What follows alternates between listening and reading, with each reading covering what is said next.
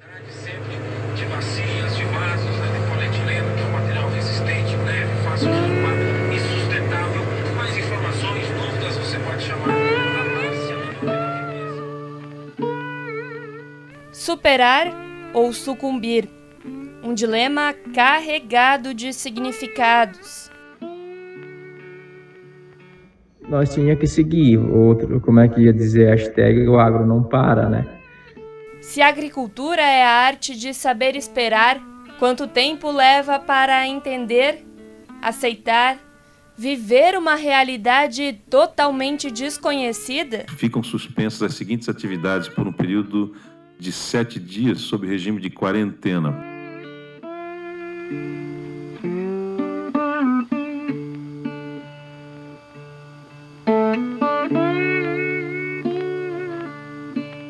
Eu nunca esqueço o dia que foi avisado que a gente ficaria trabalhando em casa. Daí de cima, quando que a gente volta? Aqui 15 dias, aqui 20 dias? Não, a gente só volta quando terminar.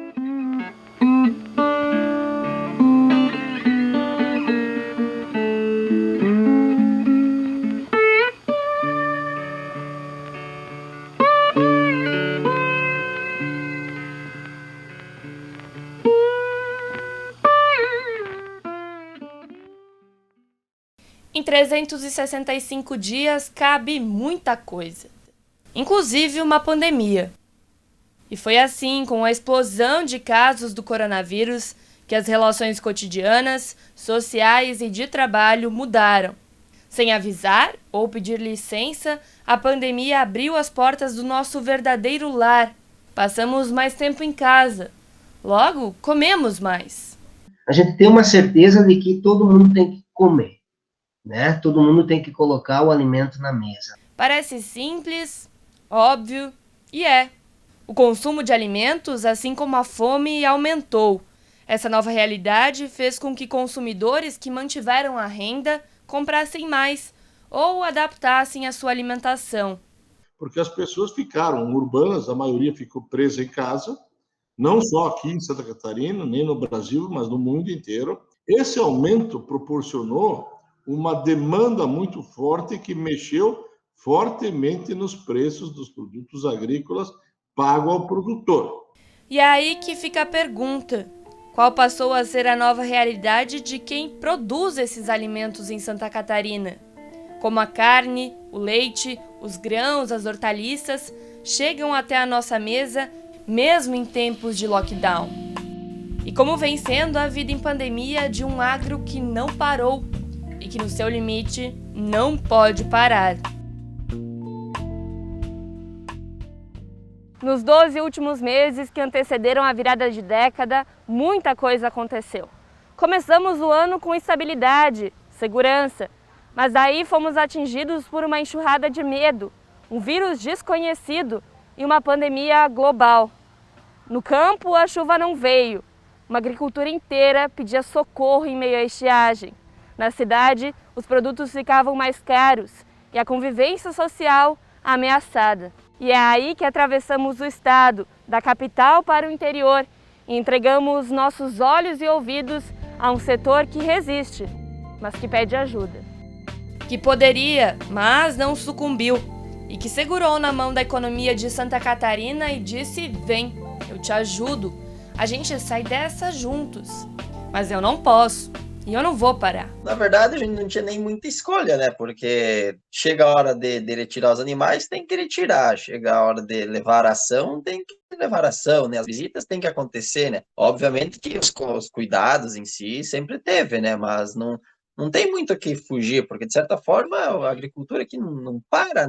Fernando é produtor rural e mora na linha Piraju, na cidade de Iporã do Oeste, extremo oeste de Santa Catarina, distante quase 700 quilômetros da capital Florianópolis. A propriedade em que Fernando vive, trabalha e passa a maior parte dos seus dias é da família. Tem cerca de 49 hectares e também é administrada pela mãe. A gente trabalha com um pouco de vaca leiteira, tem um pouco de suínas e um pouco de lavoura, né? Que a gente faz também, é tudo meio consorciado, né? Uma atividade que consegue consorciar muito uma com a outra, né? Ele é técnico em agronegócios e estudante de processos gerenciais.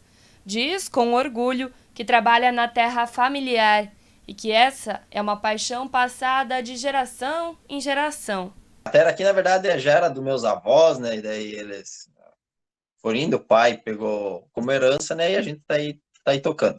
A história de Fernando também é a de Maurício. Com 28 anos, ele segue no campo, na linha Taquara, também em Iporã do Oeste, onde ajuda os pais e tios a plantarem e cultivarem grãos, como soja, milho e trigo, além das culturas de subsistência, feijão, arroz, mandioca.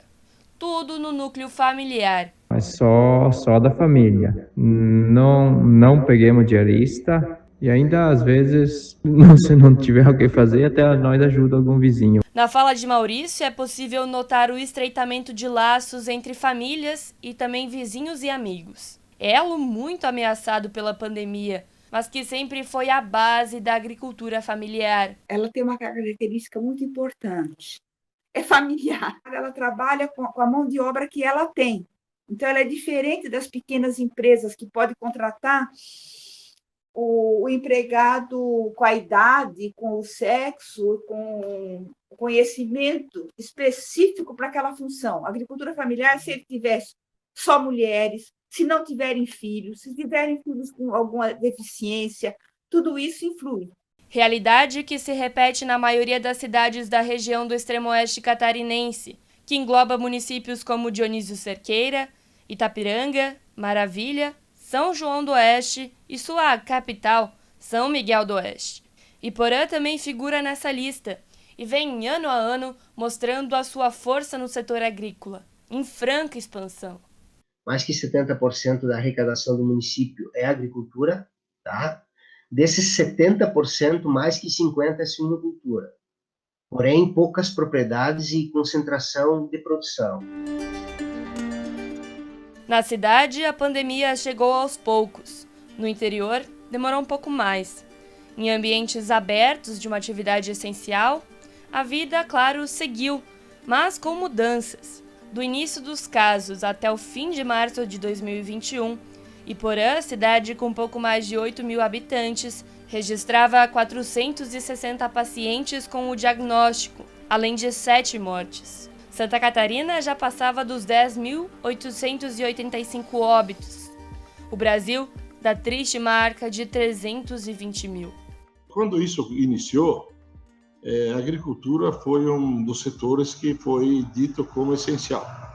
Então, a agricultura foi permitido que ninguém parasse a sua atividade, que todos continuassem a sua atividade, até porque se não tivesse alimentos, você não teria como sobreviver. E, além disso, ela foi privilegiada com outras coisas. Então, o ano de 2020, para a agricultura e para os agricultores, apesar da pandemia, ela foi um ano que fomos beneficiados.